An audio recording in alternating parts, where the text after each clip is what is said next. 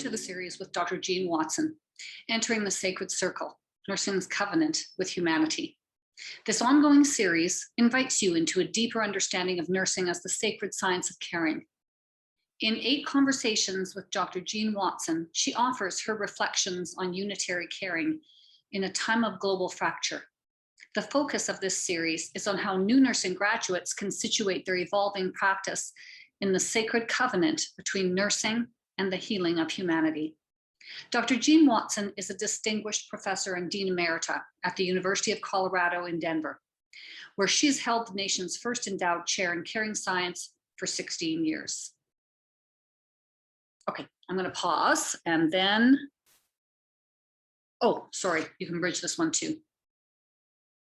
Dr. Watson is founder of the original Center for Human Caring in Colorado, a founding member of the International Association in Human Caring, and the founder and director of the nonprofit foundation Watson Caring Science Institute. Welcome to conversation number 8. Can I care too much? Addressing burnout and compassion fatigue in the new nurse. It is a common lament by practitioners that they're simply too exhausted to care. In this session, Dr. Watson speaks to the paradox of caring, that in fact, caring more uplifts and energizes rather than depletes and exhausts us. She explores how the newest members of our profession can use caring theory to discern, critique, and construct practice rather than accept, comply, and conform to externally determined practices. A review of how committing to caring for others creates contexts of self-care is the focus of this session. Welcome, Dr. Watson.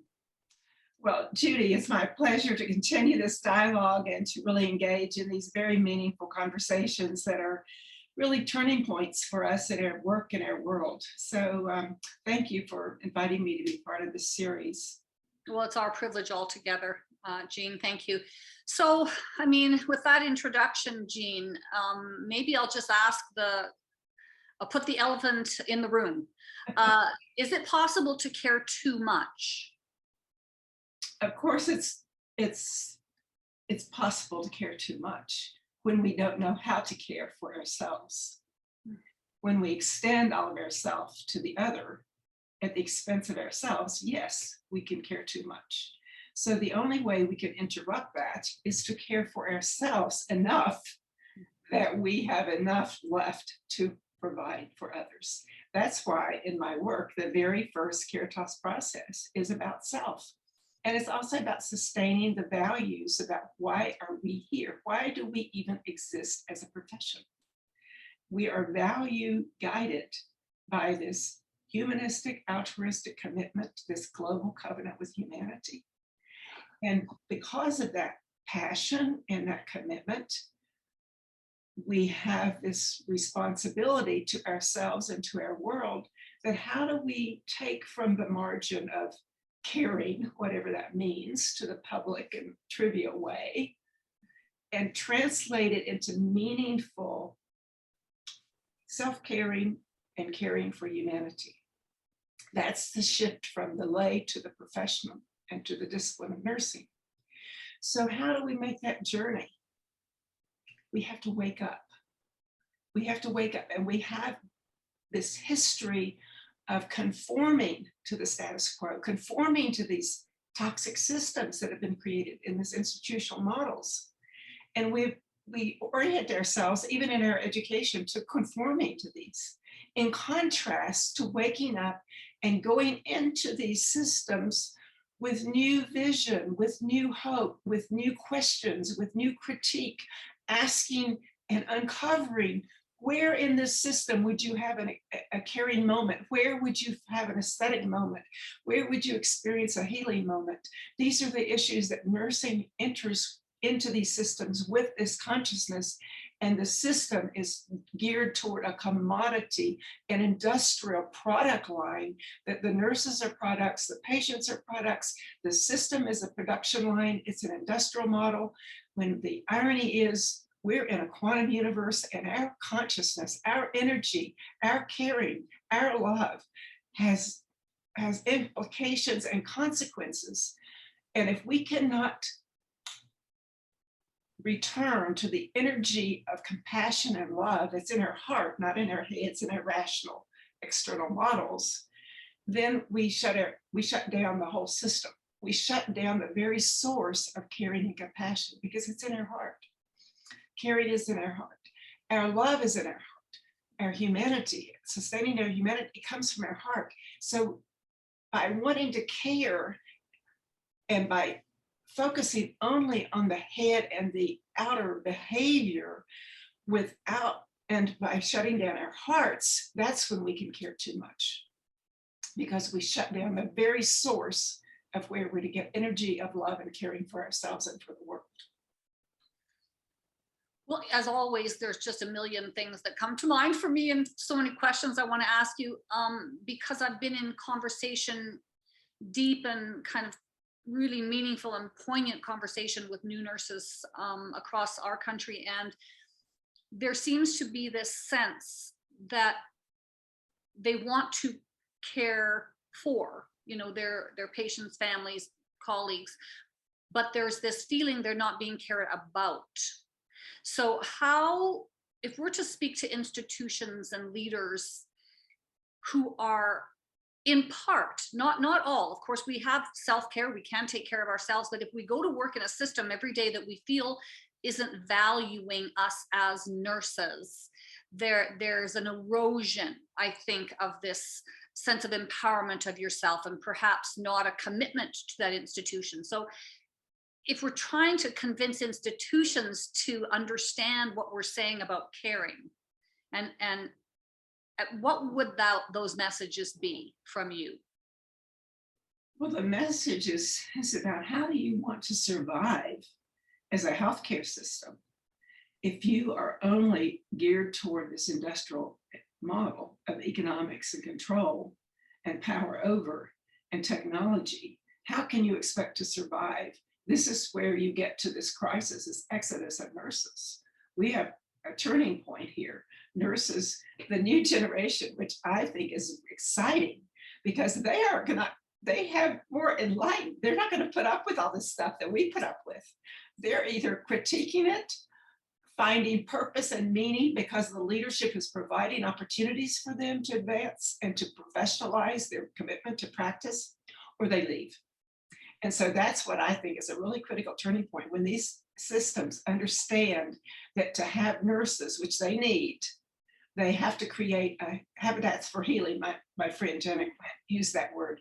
We have to have habitats for healing for the practitioners, all the practitioners. It's the culture shift that we have to engage in if we are going to even survive as systems, other than to be very toxic industrial places, like back up to the turn of the century, where we had these warehouses where we come in and treat people, but there was no human caring and there was no humanity or humanization of the system.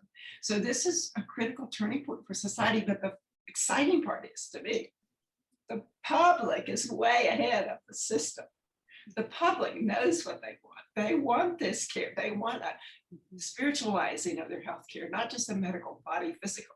They're seeking their own self-care, self-knowledge, self-healing approaches by themselves. And also nurses are moving to coaching roles.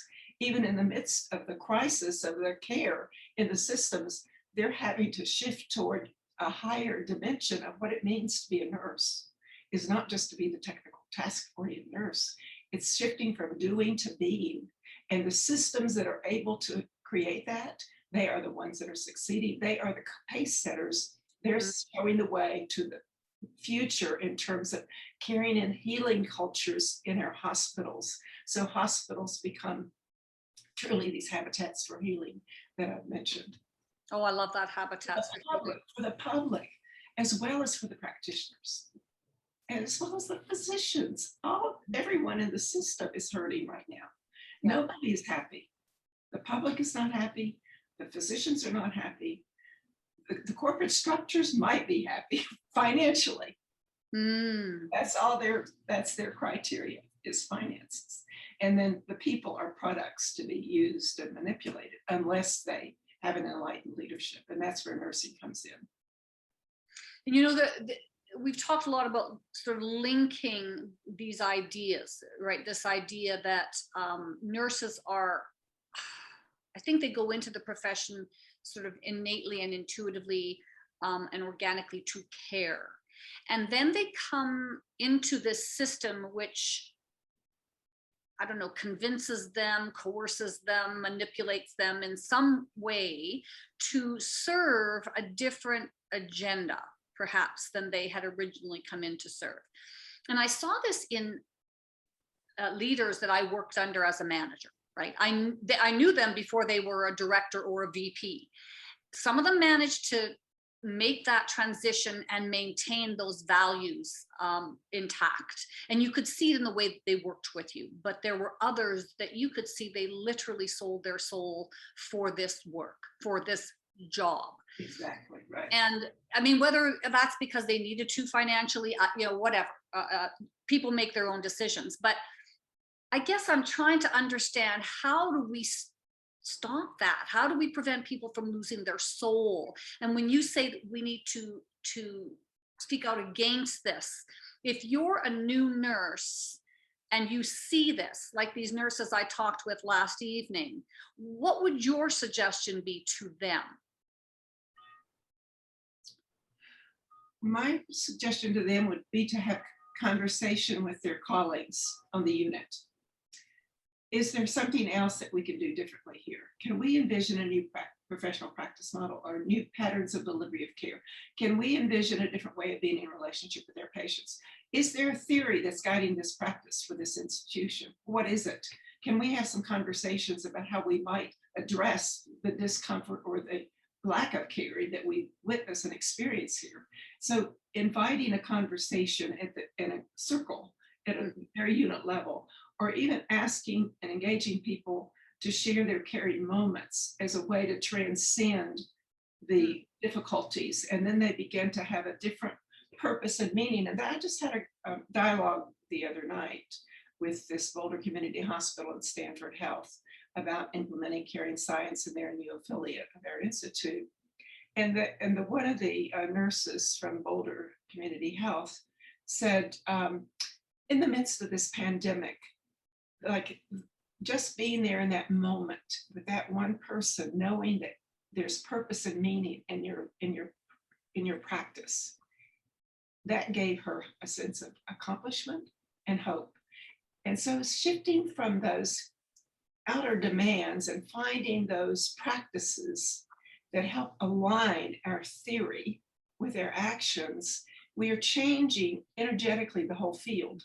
So this is something, it's too broad to kind of comprehend because it doesn't make sense, but it does make sense. If any one person is able to change their pattern of behavior, other people are witnessing it. And now we know from the research on the heart that our heart vibration of this caring and compassion goes beyond us. So if we are able to hold this in our consciousness and radiate out to the field in these moments, with colleagues, with patients, we're disrupting that hurried, crazy pattern.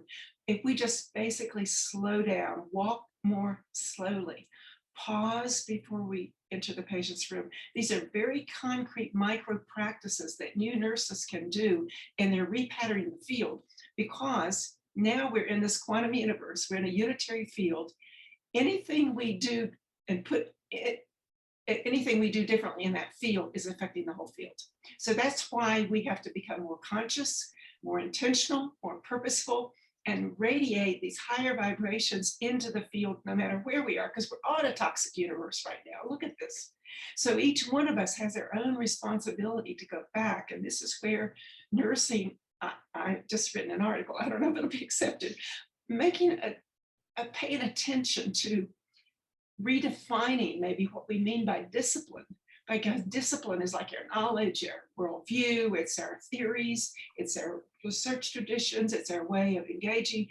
This is part of the discipline that informs the profession, but often we get sidetracked into the conformity of the system rather than being informed by our discipline. But I'm raising a new question about discipline. Maybe we need to think about discipline in terms of self-discipline and self-care and self-healing and self-practices. So I've developed these 7 sacred sutras. I think I shared once before, I can't remember. So, it's like, that's a simple way of stopping mid-step and mid-sentence and doing something dramatically, radically different for ourselves and our own humanity, so that then we can be into the world in a different way.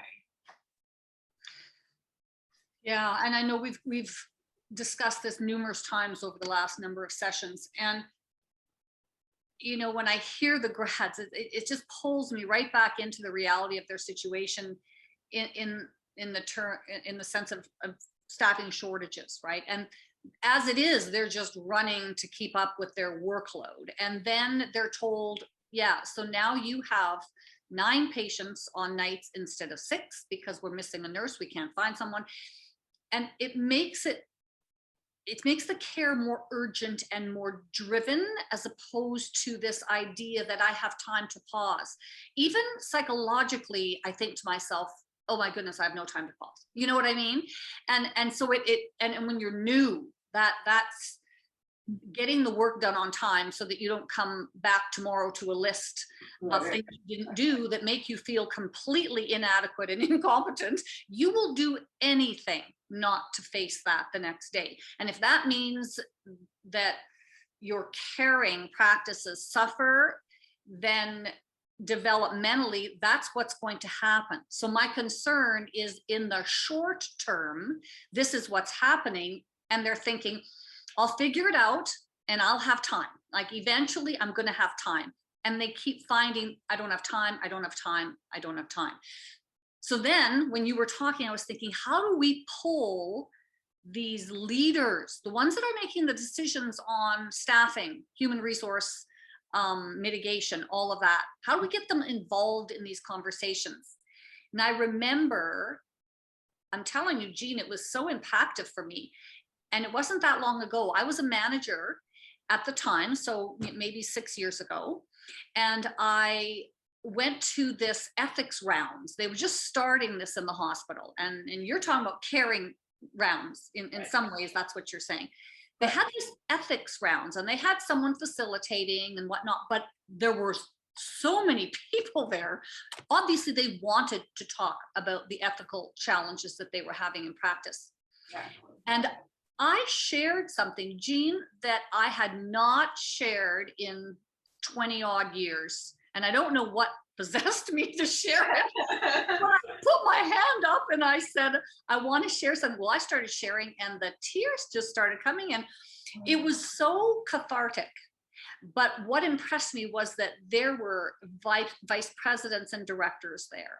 They could see the impact that these situations had on nurses. And you cannot separate yourself when you see that. I mean, that affects you. So have you ever sort of had these caring rounds where the hospital comes together, multiple disciplines, to talk about caring moments like you're speaking about now? Well, not just caring moments, but there's a whole program that many hospitals are using. It's called the Schwartz rounds. Have you heard of those ethical sports rounds? Schwartz or Schwartz? Schwartz, Schwartz. He was a gentleman who died. He's from Boston. His family was from Boston. He was an attorney, and he died, but left this message to the healthcare professionals about the lack of ethics. And he created his foundation, his family created the Schwartz round. So they bring in very safe space, they'll bring the physician, the family members in some instance, all the practitioners, and they have this open, safe, sacred space where they can share their vulnerabilities and the trauma that they've experienced through that situation with that particular person or that situation with their colleagues. And they actually share their vulnerabilities and their suffering or their own experiences that they hadn't been able to share, that they've been carried with them. I remember one of the physicians talked about, in a different situation, but he talked about the very first time he was engaged in a resuscitation, a rescue, to bring somebody back. And it was a very traumatic kind of trying to save somebody's life at all costs when it wasn't required or necessary. And he went into the laundry room later by himself and was crying. And he turned around and there was the nurse that had been in this situation there with him. They were both in this room privately crying because it was such a horrible situation. And so the systems now have a responsibility to create this space where there is actually a caring and healing field for the practitioners. So you cannot have a hospital for healthcare and healing if you don't have a culture that's able to deliver this. It's just that simple. You know, Jean, that's what they were called. They were called the Schwartz rounds. Oh, and it brings everybody together, even the that's so wild that you're talking about that. Yeah, that's what it was. But my question is, could we, I mean, we were really talking about caring moments and moments that struck us, that affected us, or non-caring. Yeah, right. But they're framed in sort of an ethical context. I wonder if it's possible to do the same sort of thing, but talking about caring and non-caring moments and what that means to practice, and have patients and families involved talking about that with directors and VPs present, because I'm thinking about ways that we might pull them in. Those are the individuals making the decisions that are affecting these new grads the way that they are, and how do we get them involved is my big question in my mind. Well, some of the, I want to go back to what the new nurse can do, because it's going to take some risk. It's going to take some courage. It's going to take some support from academic and clinical going together for some of this.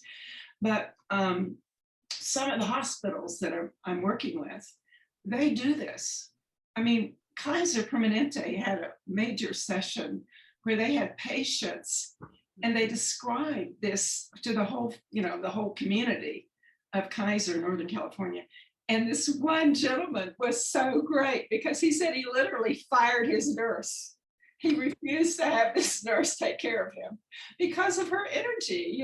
She was not constructive for him. And he said he literally fired her. So they were able to publicly share these experiences to help improve and wake people up to the importance of these small things that we just disregard the family, or we dismiss them, or we disregard the patient's emotions or their expressions or their pain or whatever. We're not picking up the cues of what's needed for this human being because we're so focused on doing these tasks. We cannot even be present.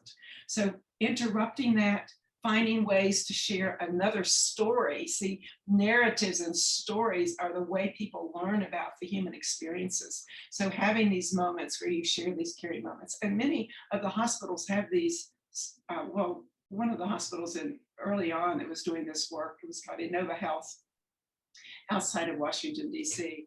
And they said that when they started creating these circles with the nursing staff to share their caring moments, that was a turning point for the whole system to shift toward the caring science framework. So it's that kind of interruption and redefining what's important and finding ways to talk about that. You bring new energy, new attention to something that's about the doing, and not just the doing, but the being of the nurse and the experiences, the relationships, the purpose and the meaning. It totally shifts the energy field. Well, Jean, I'm still focused on this patient that fired his nurse, because I guess I worry a little bit about that. I worry about the idea that patient's impression, and I'm not saying that every nurse is an amazing nurse. Every nurse is grounded and centered and focused on what they should be. That's obviously not true. That's not true for any profession. But I think about this whole medication non-blame movement, this idea that it's not necessarily that we need to look at the individual when that mistake happens. We need to back up the bus and say, what is it in the system that allowed that nurse to make that error, that sort of thing. And I think about it in a similar way. And I think, what created that nurse in the sense of what system allowed that nurse to become so dispassionate or so reductionistic or linear or and I'm not saying that the nurse isn't partly responsible, for sure. Of course, we are all responsible for our own behavior, but to say it's the individual and not the system is fundamentally in opposition to how I think and Sure. feel about how these things happen. So in that case, how do you frame it so that we understand that the system generates the individual and the individual generates the system? There's a synergy there. Right, and these both inform each other. But I really love your approach because exactly it's that non-blaming, non-judgmental, but having compassion. Like, how can we understand this? How can we go to a different level of exploring this? You know, it reminds me, I tell this story sometimes of a dream I had because I've worked with these hospitals so long. And I had this dream where I was following a nurse down on the corridor of the hospital. I knew exactly in my dream which hospital it was. And she had a glass of water and she took it into the patient and she practically threw it on the patient. It went all over his bedclothes. And then she just willy-nilly walked out of the room and went on down the hall. And in my dream, I stopped her and I said to her, that's not okay. You know, that's not acceptable. And then in my dream, I stopped myself because I had a tendency to judge her and blame her and to be negative toward her, like using biacidic behavior to get biogenic behavior. And I stopped myself and I said to her, instead of chastising her more, I said to her, do you know there's a way to give something to someone in a way that they can receive it? It's a mutuality. And in what I was doing, I think I was repatterning the field. I was giving her another way to respond without judging and blaming, because we don't know what's going on with their life. No. So anyway, that's just one example of maybe having us to wake up and pay attention to what's the dynamic for that person, as well as the circumstances for the system that perpetuates this kind of negative behavior just to get the job done. Right, like we have to get underneath it. And I think about these moments, these safe places that we could create that you're talking about, which I absolutely just love that idea. And I think about huddle, and I think about ways that are already there that we just have to tweak, right? We've got rounds, we've got all kinds of things. And I think to myself, as I often do with my students, you know, they'll do something and I will say, you know, that's an interesting way of approaching it. Can you tell me why you did it that way? And it's sounds so simple, but if they're safe, they may be able to tease out, you know, what do you think happened when that patient reacted to you that way? I mean, and where were you coming from when you approached them that way? Was there something that had just happened? What's going on in your life?